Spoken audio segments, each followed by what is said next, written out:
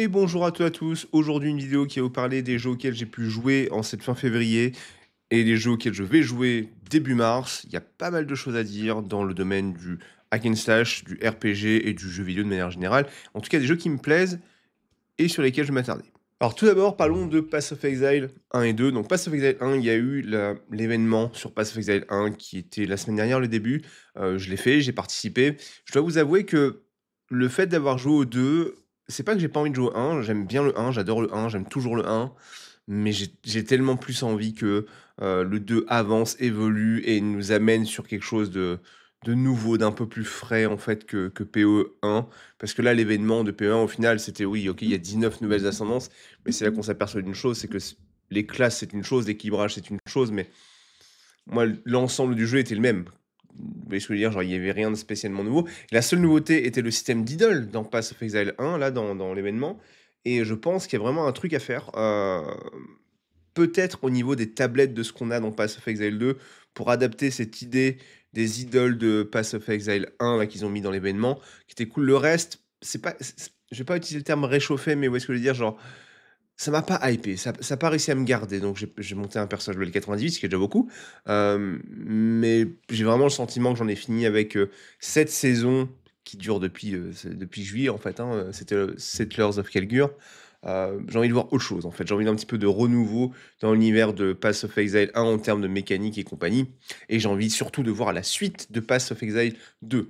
Donc en parlant de Path of Exile 2, il y a un truc qui arrive là, à partir de demain, les 3 prochains week-ends, il y aura des races qui seront organisés et castés, qui seront donc diffusés sur, je crois que c'est la chaîne officielle qui va diffuser ça. Et ça va être shoutcast par, alors c'est Race QT ainsi que Ziggy, le fameux Ziggy forcément. Euh, et du coup, ça c'est assez cool. Si vous avez jamais suivi des races de Path of Exile 1, c'est vraiment assez sympa à suivre. Donc là, la race, c'est de l'acte 1 à 3. Je mets en normal, juste. Il y aura des classements en fonction des classes. Donc c'est très sympa parce que au-delà du show, on va dire ça comme ça, il y a un truc que ça va nous apprendre aussi un petit peu, c'est les diverses, comment dire? Les divers builds leveling opti, parce que si eux, ils le font en speedrun avec très peu de stuff et ils arrivent à avancer avec très peu de stuff avec un certain, skill set, c'est peut-être parce que ce skill set est vraiment très bon pour ce leveling et ça va nous apprendre des choses, en fait. Ça va nous apprendre, des choses en vue du leveling que vous allez devoir faire quand la 0.2.0 va sortir. En parlant de ça, la 0.2.0, la date, elle n'a pas été donnée, pas la date exacte, mais ce post qui est derrière moi, qui parle du coup des races, dit que la 0.2 arrivera à peu près un mois après ce post. Ce post, c'était, je crois, le 18 février. 18, c'est ça, ouais, 19 février. Et la dernière race, le dernier week-end de race, ça tombe un 16. C'est un 16, ouais, ça. Donc, à mon avis, donc ce sera dimanche 16. À mon avis, je ne serais pas étonné que le vendredi d'après, on ait la 0.2. Ça m'étonnerait pas. Donc, c'est-à-dire dernière semaine de mars, en fait, on aura la 0.2. Et la 0.2, il y a déjà quelques spoilers qui sont passés, quelques uniques qu'on a vus. Et il y a surtout une chose avec cette histoire de race, c'est que on va probablement avoir des spoilers et des teasers tous les week-ends, en fait, avec cette race. Voilà. Donc, ça commence demain. Donc demain, je le streamerai, je le rediffuserai, je co-casterai ça, puisque c'est autorisé, hein, le co-streaming est welcome, comme c'est marqué. Donc ouais, donc j'ai hâte de voir la suite du développement de Path of Exile 2 et je suis resté pas un peu sur ma faim parce que je m'y attendais, mais Path of Exile 1, je sens que je suis arrivé au bout d'un cycle avec Path of Exile 1 et j'ai envie de quelque chose sur le 2 plutôt que quelque chose sur le 1. Ce qui est plus ou moins ce que ma commu a ressenti aussi, hein, quand je discute avec les gens de ma communauté sur Twitch. C'est à peu près le même ressenti, hein, donc je suis en phase avec ma communauté. Alors dans le domaine du hack and slash, en mars, il va y avoir 2 sorties que je vais suivre. La première, c'est Dragonkin qui arrive le 6 mars. Je vous ai déjà fait une vidéo sur la démonstration. Ça va dépendre du price tag qu'ils vont mettre. Je vais être honnête, si le price tag il dépasse les 30 €, ça sera sans moi. Si le price tag il est entre 20 et 30 €, je pense que j'achèterai le jeu. Je sais très bien que le jeu sera en pur développement, je peux pas dire ça autrement. Ils ont donné une roadmap, on voit très bien qu'en fait on aura un acte, on aura quelques petites, choses à faire en endgame, mais je pense qu'on aura rapidement fait le tour de ce que va proposer le jeu à la date du 6 mars. Donc ça dépend le prix qu'ils vont afficher pour le jeu. J'aime bien pas mal d'idées, de Dragon King, donc je demande à voir, je demande à voir, je demande à voir, je peux pas dire ça autrement. Donc j'y serai, je pense, le 6 mars, il y a de fortes chances. Autre jeu, qui arrivera un petit peu plus tard, le 11 mars, c'est No Rest for the Wicked. Il y a une update qui s'appelle la Breach, dans No Rest for the Wicked. C'est un jeu que j'ai beaucoup aimé à la sortie, moi. Je sais qu'il a eu des retours, on va dire, mitigés, voire slash négatifs. Moi, j'y ai beaucoup joué. J'ai beaucoup, beaucoup joué à No Rest for the Wicked, et j'ai beaucoup aimé le jeu. J'ai beaucoup aimé, la progression, le farm. Moi, je suis quelqu'un qui aime bien farmer. Aller taper dans des minerais à côté, ça me dérange pas, mais c'est pas très hack and slash de sortir, de faire des routes de farm, mais moi, ça me dérange pas du tout. Et j'ai hâte de voir où en est le jeu un an plus tard. Donc c'est un jeu qui, pour le coup, graphiquement, est magnifique. C'est un jeu qui est vraiment à la croisée des genres, hein.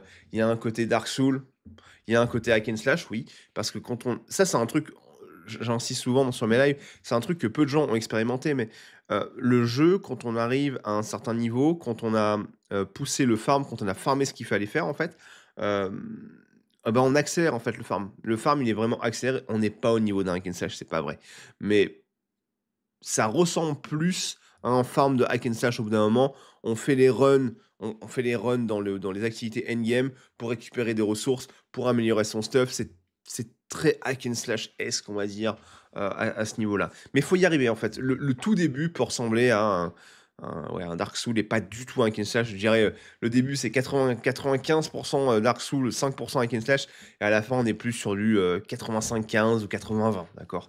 Voilà. Et donc, 3e truc aussi, donc il faut farmer. J'ai croisé des genres, mais il y a une croisée dans le sens il faut farmer des choses. Ça, c'est très MMOesque, en fait, c'est les métiers des MMO de manière générale. Donc ouais, voilà. C'est un jeu que j'attends, c'est un jeu qui, j'ai hâte de voir où ils en sont, en fait. C'est plus de la curiosité, que ce soit pour Dragon King ou pour ce jeu, c'est plus de la curiosité qui me motive, plutôt que me dire: «Oh, ça va être le jeu de l'année, c'est fou». Non, non, je veux voir où ils en sont et je veux voir ce qu'ils peuvent apporter, bah, à l'univers du jeu vidéo, en fait, et parce que s'il y a des bonnes idées qui sont apportées par un studio, je me dis: «Les autres vont tiquer, vont dire: "OK, ça, c'est une bonne idée, on va le prendre pour nous", et ça fait avancer le schmilblick, en fait. Alors, un jeu que j'ai testé, qui est en démo actuellement sur Steam, s'appelle Fellowship. Alors ça, Fellowship, ça a rien à voir avec la Sage, d'accord? Donc ça, on sort du domaine. Imaginez les Mythic+ de WoW, les donjons Mythic+ de WoW, mais dans un standalone. C'est-à-dire que le jeu consiste à faire des Mythic+ de WoW encore et encore. Il y a pas de leveling, il y a pas de métier, il y a pas d'open world, il y a juste un sas, une ville sas, un hub, où vous taguez et vous allez jouer en multijoueur, hein. Vous pouvez également être avec des amis, bien sûr, et vous allez taguer dans les donjons de plus en plus durs. Franchement, le jeu est en démonstration, on n'a aucune date de sortie, mais profitez de ces quelques jours où il sera en démonstration gratuite pour tester le jeu si vous êtes un fan des jeux tels que World of Warcraft et le système Mythic+, parce que franchement, ils ont un truc. Je sais pas comment vous dire ça autrement, ce jeu, il a un truc. Il est simple, les graphismes, il faut adhérer, hein. Moi, je suis pas très graphique, les graphiques sont agréables. C'est agréable de jouer, c'est pas fait pour être, pour vous en mettre plein la vue. C'est très fonctionnel, la jouabilité est très, très bonne, ce qui est très important. Les classes sont cool, j'en ai joué 3 sur 6, les 3 étaient cool. Hem, voilà, je peux pas vous en dire plus. Testez par vous-même, surtout si vous êtes fan de ce jeu, de ce principe de donjon et de Mythic+ de WoW. Vous allez être agréablement surpris, je le pense. Ça va durer jusqu'à la fin de la Steamfest, d'accord? Donc c'est jusqu'à lundi, 19h.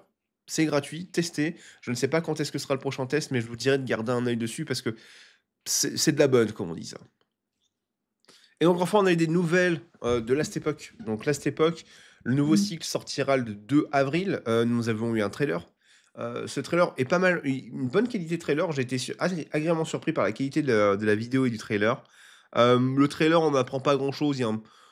On voit des systèmes, on ne sait pas exactement, ce que c'est. On nous en met plein les yeux en disant: «Il y a ça, il y a ça, il y a ça». Je vais attendre qu'il y ait plus de nouvelles officielles sur les systèmes en question plutôt que le trailer. Vous vous aurez le lien dans la description évidemment du trailer, comme ça vous pourrez vous faire une idée, mais je me refuse à me sur-hyper pour rien tant que j'ai pas plus d'informations. Néanmoins, on sait que ça va arriver le 2 avril. Je suis absolument sûr qu'on va avoir pas mal de news, pendant le mois de mars. Je dirais dans 1 ou 2 semaines, quoi, mi-mars, on va commencer à être bombardé d'informations sur Last Epoch. Il va y avoir une énorme, vague d'OP en début avril pour Last Epoch, ça je vous le garantis aussi. Hem, à voir. Moi je reste vraiment un fan de beaucoup de choses dans Last Epoch, notamment le système de craft. Ce qu'ils ont commencé à mettre en place en endgame, je veux voir comment ils l'ont fait évoluer. Pareil, il y a un mix de curiosité et de OK, ils ont peut-être eux, ils ont c'est peut-être un studio qui est capable d'avoir des vraies bonnes idées. J'ai envie de voir ce qu'ils ont fait, j'ai envie de voir ce qu'ils ont proposé et il y aura un système de sets. Ils ont mis en avant les sets dans le trailer, donc je me dis que alors moi les sets, c'est un truc que je déteste dans les Kensash, donc je suis curieux de voir leur take sur les sets, de voir à quoi vont ressembler les sets dans Last Epoch. Et donc ça, c'est le 2 avril. Sur ce, j'en ai fini avec ce que j'ai testé en cette fin de mois février, ce que j'attends début mars. Dites-moi ce que vous attendez début mars en termes de jeu. Je sais que certains vont dire Monster Hunter, ouais, je suis dessus, pourquoi t'es pas dessus, Edip? Parce que j'ai pas été suffisamment hypé lors de la démonstration de Monster Hunter World, parce que je l'ai testé, pour me dire, ok, je vais mettre 69 balles dans le jeu. Je trouve le pricing extrêmement haut pour Monster Hunter. Je suis pas à 69 € près, mais je trouve ça abusif quand même, le pricing. Donc, j'ai passé sur Monster Hunter Wilds et je laisse les gens, les fanatiques de Monster Hunter se délecter du titre.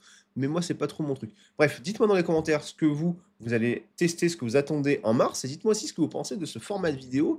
Parce que j'en fais pas souvent des comme ça va être même ma première. Toujours des premières fois, hein.